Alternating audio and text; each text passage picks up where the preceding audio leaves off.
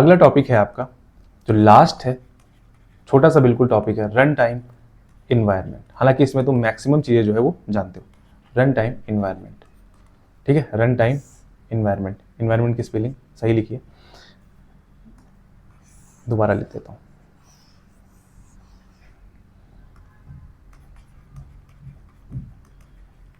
Run time environment, run time environment, ठीक है, ठीक है। इसमें सबसे पहला है, ठीक है, यहीं से स्टार्ट होता है। इसमें कुछ पॉइंट्स हैं, लिखो। रन टाइम यहीं से स्टार्ट होता है। सपोज वेन एवर, छोटा सा टॉपिक है बस, वेन एवर, छोटा सा चैप्टर है बस, ऐसा समझ लो। Whenever a function F is called, और जाने ना अनजाने में तुमने टॉपिक पढ़ा हुआ है, इट्स एक्टिवेशन रिकॉर्ड। जब भी कोई फंक्शन कॉल होता है, when ever a function is called, it's activation record created and it will push inside the stack, ठीक है। सपोज एक फंक्शन है, जब भी हम फंक्शन को कॉल करते हैं तो जो भी उसके एक्टिवेशन रिकॉर्ड है वो स्टैक में पुश हो जाते हैं। सबसे पहले तो क्रिएट होते हैं, सारे एक्टिवेशन रिकॉर्ड क्रिएट होते हैं और फिर स्टैक के अंदर उन्हें हम पुश कर देते हैं, ठीक है। दूसरा है whenever a function completed its execution, then its activation record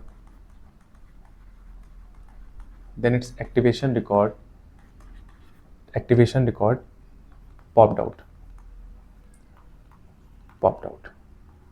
of the stack।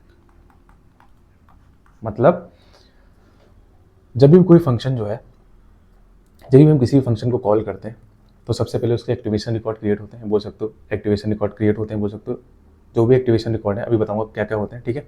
अभी इतना समझ लो कि जब भी कोई फंक्शन कॉल होता है सबसे पहले उसके एक्टिवेशन रिकॉर्ड क्रिएट होते हैं, उसके बाद वो सारे it will push inside the stack, ठीक है, वो स्टैक के अंदर पुश हो जाते हैं, ठीक है। दूसरा, जब फंक्शन कंप्लीट हो जाता है, जब फंक्शन का एग्जीक्यूशन जो है वो कंप्लीट हो गया तो जो भी उसके एक्टिवेशन रिकॉर्ड है वो स्टैक से पॉप्ड आउट हो जाते हैं, ठीक है। इतना समझ गए आप। अब देखो एक्टिवेशन फंक्शन में बोल सकते हो एक्टिवेशन रिकॉर्ड में क्या क्या चीज़ें होती हैं, ठीक है। देखो यहाँ पे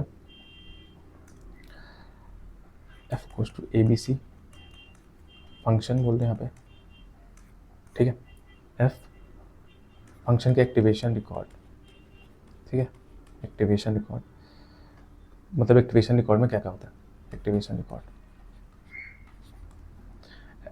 record contain function, activation record contain क्या क्या चीज़ें होती हैं एक्टिवेशन रिकॉर्ड। सबसे पहला लोकल वेरिएबल होते हैं उसमें, ठीक है। एक्टिवेशन रिकॉर्ड में, फंक्शन के एक्टिवेशन रिकॉर्ड में सब उसमें लोकल वेरिएबल होते हैं, टेम्परेरी वेरिएबल होते हैं,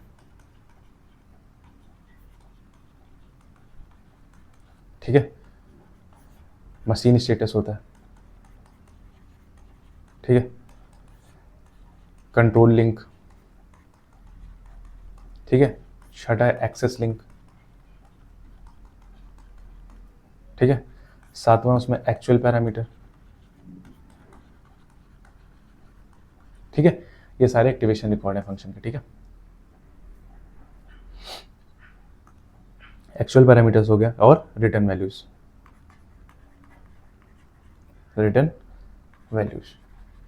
ठीक है। 1 2 ये 3 होगा, 4 5 6 और 7। Function activation record contain local variable, ठीक है, temporary variable, machine status, control link, access link, actual parameters और रिटर्न वैल्यूज। ये 7 एक्टिवेशन रिकॉर्ड है, ठीक है। उसके बाद एक्सेस लिंक क्या होता है, कंट्रोल लिंक क्या होता है, ध्यान से देखना। कंट्रोल लिंक होता है, कंट्रोल लिंक का ये control link function control link, बस इसमें छोटे से माइन्यूट से चीज़ें बस वही कवर करनी है। Function control link in which function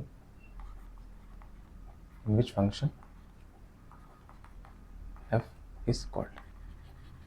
control link वो होती है जहां से फंक्शन कॉल हुआ। एक्सेस लिंक क्या होती है? एक्सेस लिंक होती है in which function f code available. Access link represent करती है कि जहां पे कहाँ से फंक्शन का जो कोड है वो कहाँ पे अवेलेबल है, ठीक है। कंट्रोल लिंक रिप्रेजेंट करती है कि फंक्शन कहाँ से कॉल हुआ है, ठीक है। ऐसा समझ सकते हो, दोनों में ये डिफरेंस है। एक्सेस लिंक क्या बताती है कि भाई यहाँ पे पर्टिकुलर उस जो फंक्शन कॉल हुआ है उसका कोड यहाँ पे पड़ा हुआ है। कंट्रोल लिंक क्या है? कंट्रोल लिंक बताती है कि कहाँ से फंक्शन, जो ये फंक्शन f है, ये कहाँ से कॉल हो रहा है, कहाँ से कॉल हो रहा है, ठीक है। ये दो चीज़ें याद रखना, ठीक है। इस पर एक क्वेश्चन भी आया था, ठीक है। इस पर क्वेश्चन आया था, क्वेश्चन था आपका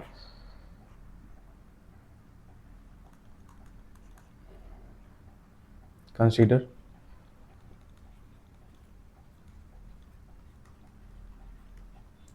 the program given below main to a1 ऐसा करके कुछ दिया हुआ था, a21 a1 the correct set of activation records along with the access links, the correct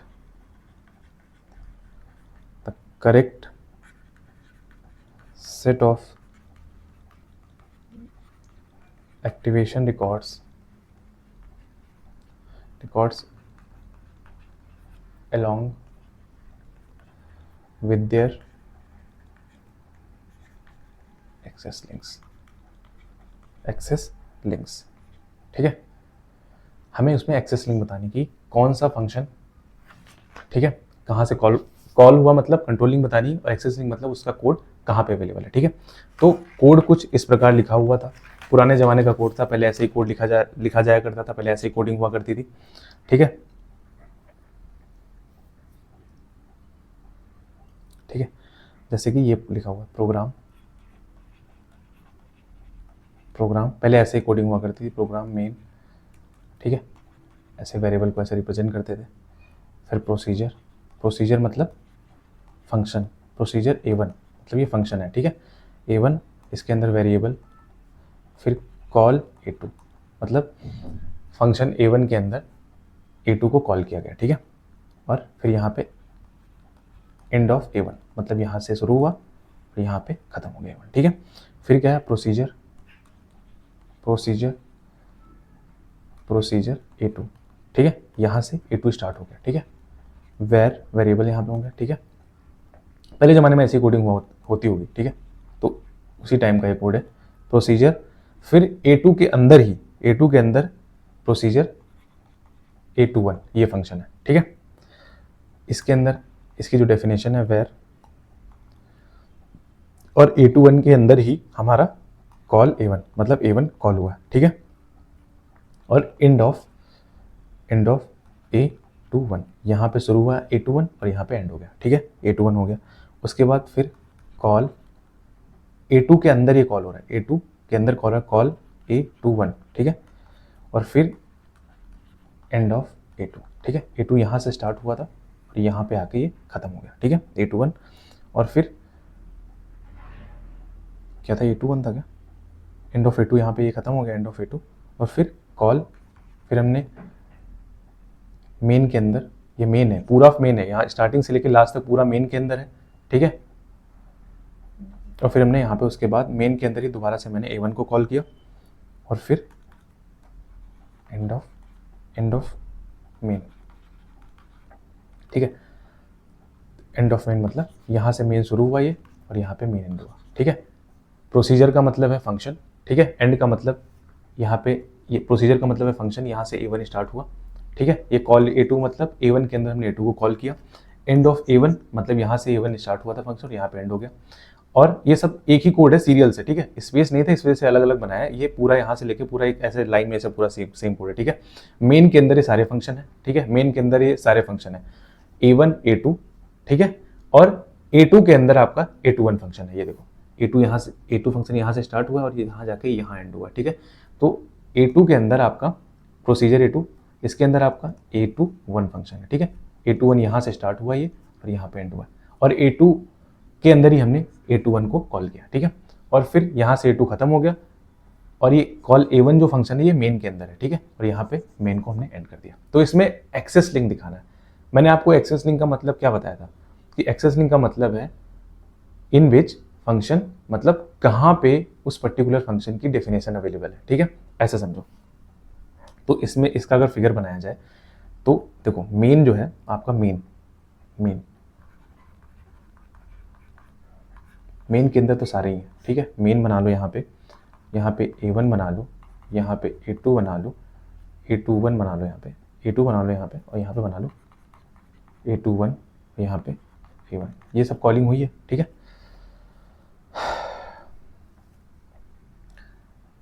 इसको ऐसे दिखाता हूँ, स्टैक में दिखाता हूँ, ये समझ, ठीक है। अब मैं बताना है एक्सेस लिंक के बारे में, ठीक है। तो मेन के अंदर जाओ, मेन A1 की डेफिनेशन कहाँ पे प्रेजेंट है? A1 की डेफिनेशन जो कहाँ है, A1 की डेफिनेशन कहाँ है? मेन के अंदर है ना। और एक्सेस लिंक का मतलब क्या होता है? उसकी डेफिनेशन कहाँ पे प्रेजेंट है? A1 की डेफिनेशन कहाँ पे? मेन के अंदर है ना। तो ये लिंक हो गई, ठीक है। अब देखो A2 की डेफिनेशन कहाँ पे? A2 की डेफिनेशन भी आपकी, ये देखो A2 की जो डेफिनेशन है वो आपकी कहाँ प्रेजेंट है? मेन के अंदर। तो A2 भी हो जाएगा आपका, ये लिंक बन जाएगी एक्सेस लिंक, ठीक है।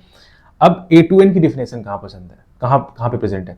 A2N की जो डेफिनेशन है अगर ध्यान से देखो तो A2 के अंदर प्रेजेंट है। देखो A2 के अंदर जो है ये A2N की प्रेजेंट है। तो ये जो लिंक होगी वो A21 से A2 के साथ होगी, ठीक है, यहाँ से ये, ठीक है।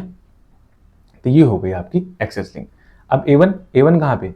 A1 भी ये मैंने दिखा दिया एक्सेस, ये तो एक्स्ट्रा लिख दिया वैसे मैंने, देखा जाए तो ऑलरेडी मैंने दिखा दिया है कि जो हमारा A1 है वो मेन के अंदर, ये हो गई एक्सेस लिंक, ठीक है। अगर कोई पूछता भी, चलो ठीक है, अगर A1 यहाँ पे कोई क्या है ना कि ऑप्शन सेट करते, अगर A1 कोई दिखाता भी यहाँ पे, कोई बात नहीं, A1 यहाँ पे ऑलरेडी आपने दिखा दिया था क्योंकि कॉल यहाँ पे A1, तो फिर भी लिंक आनी यही है ये, ठीक है। ये एक्सेस लिंक। कंट्रोल लिंक क्या होती है? चलो वैसे पूछा तो इसमें एक्सेस लिंक था, अगर कोई कंट्रोल लिंक पूछ देता तो क्या बोलोगे? बोलो कंट्रोल लिंक में क्या करोगे? कंट्रोल लिंक का मतलब क्या होता है? कहाँ से वो फंक्शन कॉल हुआ है, ठीक है, कहाँ से वो फंक्शन कॉल हुआ है, ठीक है, वो होती है आपकी कंट्रोल लिंक। और कंट्रोल लिंक होमवर्क है आपका, ठीक है, ये आपका होमवर्क है। एक्सेस लिंक मैंने बता दिया आपको। एक्सेस लिंक क्या होता है? जहाँ पे उस फंक्शन की डेफिनेशन प्रेजेंट है, ठीक है, वो होती है, वहाँ से लेके आपको एक्सेस लिंक बनानी है, ठीक है। जैसे A1 है, A1 की डेफिनेशन कहाँ प्रेजेंट थी? मेन के अंदर। तो ये देखो A1 से हमने मेन की तरफ ये लिंक बना दी, ठीक है। ऐसे कोई पूछे A2 कहाँ है? A2 कहाँ प्रेजेंट है? A2 आपका मेन के अंदर प्रेजेंट है, तो A2 से हमने मेन की तरफ ये लिंक बना दी, ठीक है। अब कोई पूछे A21 कहाँ प्रेजेंट है? A21 जो है आपका वो A2 के अंदर प्रेजेंट है, तो हमने जो लिंक बनाई है A21 के लिए वो A21 से लेकर के ये A2 तक बनाई है, ठीक है। ध्यान से देखो मेन पे नहीं गई है A21 वाली, क्योंकि A21 जो है वो आपका A21 जो है आपका ये आपका A2 के अंदर प्रेजेंट है, तो इस वजह से जो लिंक बनेगी वो बनेगी A21 टू A2, क्योंकि A21 जो है उसकी डेफिनेशन A2 के अंदर प्रेजेंट है। और एक्सेस लिंक का मतलब क्या होता है कि फंक्शन की डेफिनेशन किसके अंदर या कहाँ पे प्रेजेंट है, ठीक है, ये हो गया एक्सेस लिंक। और A1 का, अगर दोबारा से मैंने A1 का लिख दिया, तो अगर A1 का कोई पूछे तो A1 का कहाँ है? A1 कहाँ प्रेजेंट है? मेन के अंदर प्रेजेंट है, तो A1 से मेन, ये हो गया आपका एक्सेस लिंक, ठीक है। ये क्वेश्चन पूछा गया था, इसमें 4 ऑप्शन थे, ठीक है। तो ये हो गया आपका,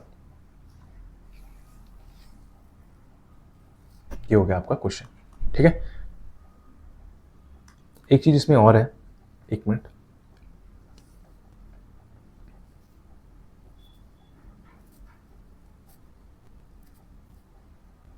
कुछ गड़बड़ किया क्या मैंने? A1 A2 A1 सही तो किया यार, ठीक है। इसमें कुछ गड़बड़ किया हमने। A1 कहाँ पे? देखो A1 कहाँ? A1 मेन के अंदर है ना, ये एक्सेस लिंक A1 मेन के अंदर है ना।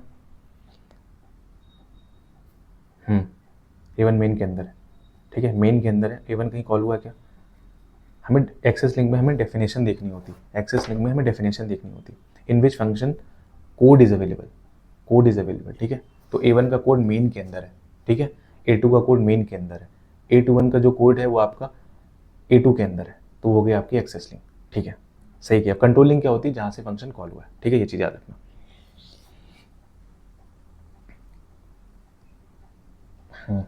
A2 इक्वल टू, हाँ ठीक है, A2 भी ठीक है, A1 मेन में, A2 भी मेन में, ठीक है, A21 A2 में, ठीक है, A1, ठीक है। तो ये हो गया आपका क्वेश्चन। अब अगला है आपका, स्टोरेज एलोकेशन टेक्निक, ठीक है। इसमें 3 टेक्निक है। सबसे पहले स्टैक एलोकेशन, ठीक है, दूसरी आपकी स्टैटिक एलोकेशन, ऑलरेडी सब आप पढ़ चुके हो सी प्रोग्रामिंग में, एलोकेशन हीप वगैरह में सब पढ़ा होगा। उसके बाद heap, static allocation, stack allocation, heap memory allocation बोल दो, static memory allocation, stack memory allocation और हीप मेमोरी एलोकेशन, ठीक है। सबसे पहले हम देखते हैं स्टैक एलोकेशन। स्टैक, लाइफ में पहली बार स्टैक की स्पेलिंग गलत लिखी, स्टैक स्टोरेज एलोकेशन, ठीक है। इसमें क्या होता है, स्टैक स्टोरेज एलोकेशन में क्या होता है, जो भी सारा काम होता है स्टैक में होता है। और स्टैक के 2 फंक्शन होते हैं, सबसे एक तो होता है पुश, एक होता है पॉप, ये आपने ऑलरेडी पढ़ रखा है, ठीक है।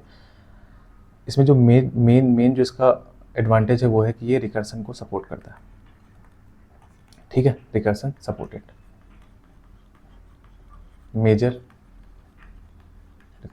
एडवांटेज, ठीक है, ठीक है। बट इसमें दिक्कत पता क्या है, इसमें दिक्कत ये है कि लिख सकते हैं यहाँ पे, once a function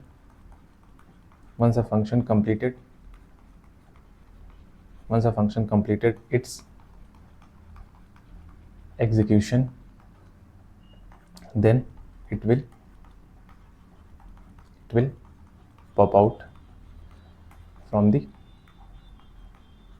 stack।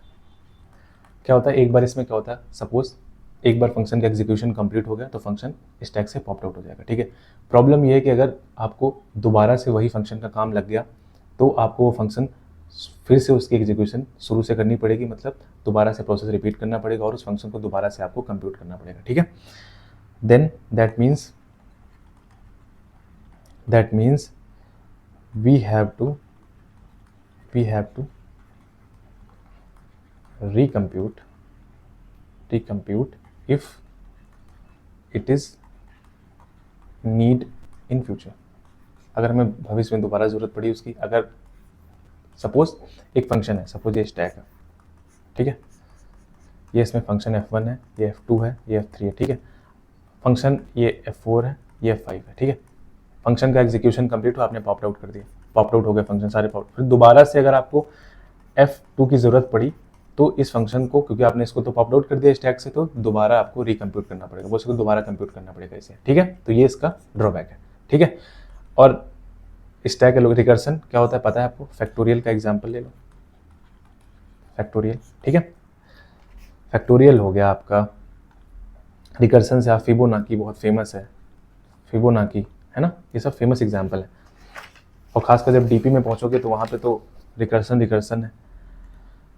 Suppose example देख लो, फैक्ट इंट फैक्टोरियल का, if n is less than or equal to 1, return 1, else return, ये एक प्रोग्राम है फैक्टोरियल फाइंड करने का, ये रिकर्सन है, ठीक है, यहाँ पे रिकर्सन है, ठीक है।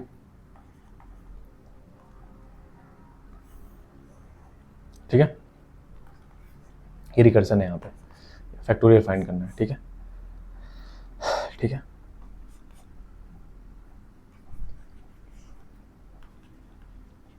और ये आप ऑलरेडी बहुत बार इसे फाइंड कर चुके हो, इसे अब मैं यहाँ पे नहीं सिखाने जा रहा हूँ, ठीक है। बस मैंने एक एग्जांपल दे दिया रिकर्सन का, ठीक है, लिख दिया मैंने, कोड भी लिख दिया। अब कैसे फाइंड करते हैं, इसमें फंक्शन कॉल करेंगे, ठीक है। एक बार यहाँ पे फंक्शन कॉल होगा, फिर यहाँ वैल्यू आएगी, फिर यहाँ वैल्यू आएगी, ठीक है। लास्ट में फंक्शन जो है ऐसा कुछ सिनेरियो बनेगा, लास्ट में ये जो फंक्शन है फैक्ट n-1 यहाँ पे आएगा आपका 1, ठीक है, फिर यहाँ पे कुछ वैल्यू होगी, ठीक है। फिर इसको मल्टीप्लाई करा के फिर इसकी वैल्यू को यहाँ पे रिटर्न करोगे, फिर इसकी वैल्यू यहाँ पे रिटर्न करोगे, फिर इसकी वैल्यू यहाँ पे रिटर्न करोगे, और फिर लास्ट में जाके इसकी पूरी वैल्यू आएगी और प्रॉपर पूरा प्रोग्राम इसकी वैल्यू को रिटर्न कर देगा। ये ऑलरेडी आप सी प्रोग्रामिंग DSA में बहुत बार पढ़ चुके हो, ठीक है। हमने बस बता दिया जो मेजर पॉइंट थे, ठीक है।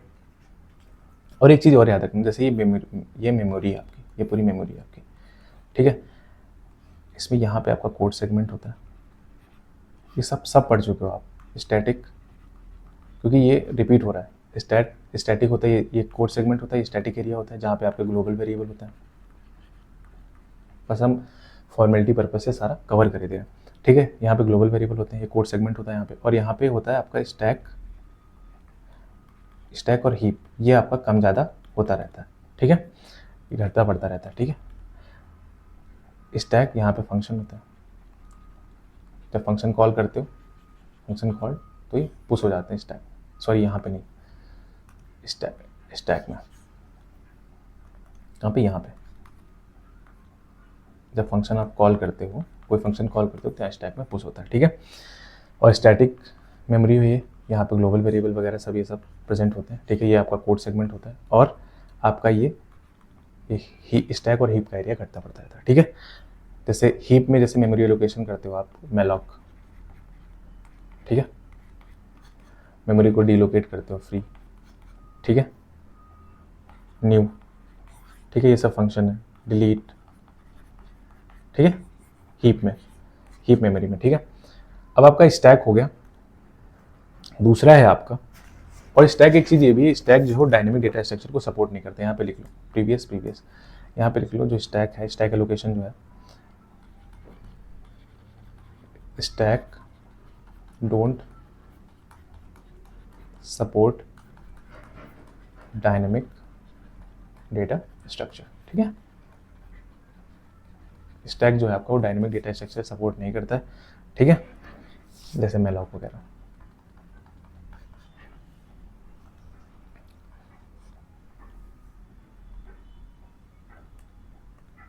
ठीक है। और उसके बाद क्या है, इन स्टैक, एक और पॉइंट है, in stack always we can access new activation record,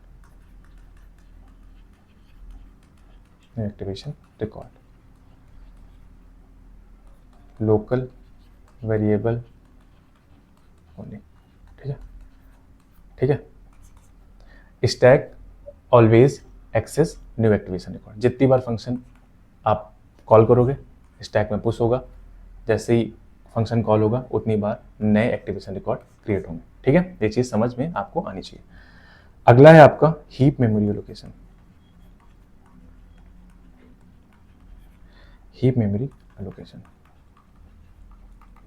ठीक है, हीप मेमोरी एलोकेशन।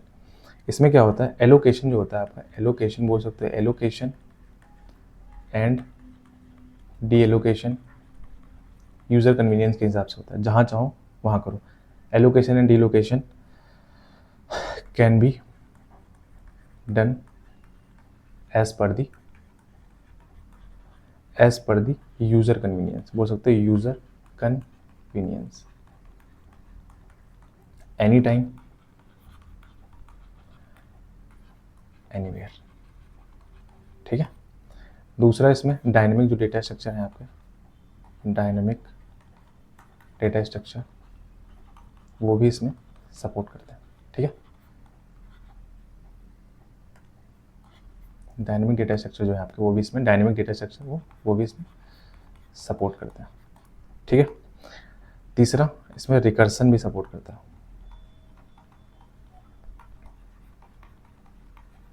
ठीक है। इसमें एलोकेशन डीलोकेशन जो भी होता है वो आपका यूज़र कन्वीनियंस के हिसाब से होता है। ठीक है, आप जहाँ चाहो वहाँ कर सकते हो, मतलब कभी भी चाहो और कहीं भी कर सकते हो। ठीक है, सॉरी।